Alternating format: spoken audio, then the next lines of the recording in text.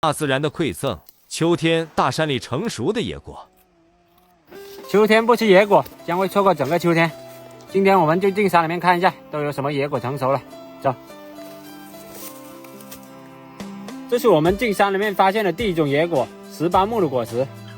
这种果实它成熟前是绿色的，成熟后呈红紫色。来摘几个尝一下。甜甜的。让小维也摘几个品尝品尝，做一下客观评价。核太大了，这个果子核大又薄，没什么吃头。我们继续找下一种野果。大家快看啊！这几颗匿藏的那么好的小野果也被我的火眼金睛给发现了。这种小野果在我们这管它叫砂糖子，是我们小时候不可或缺的一种小零食。现在应该还不是季节，这个果还有点少，很多枝呀才刚刚长出花苞。我们来回味一下儿时的味道。很甘甜哦。汁水也很多。砂糖子特别脆甜，而且一口爆汁，是个好野果。这里我们发现一颗小糖梨。你们认识这种糖梨吗？这简直就是沙梨的迷你版了。我们来摘几个尝尝看，和沙梨有什么区别？这个我们一般用来泡酒，尝个新鲜的来看一下。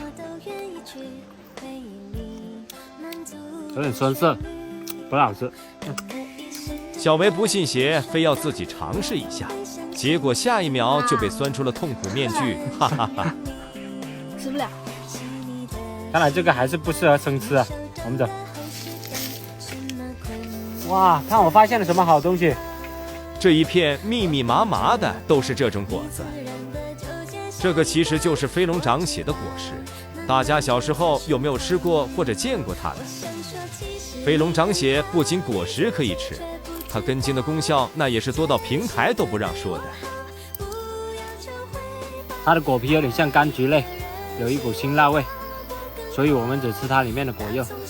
为了避免影响口感，所以我们一定要把皮剥干净哦。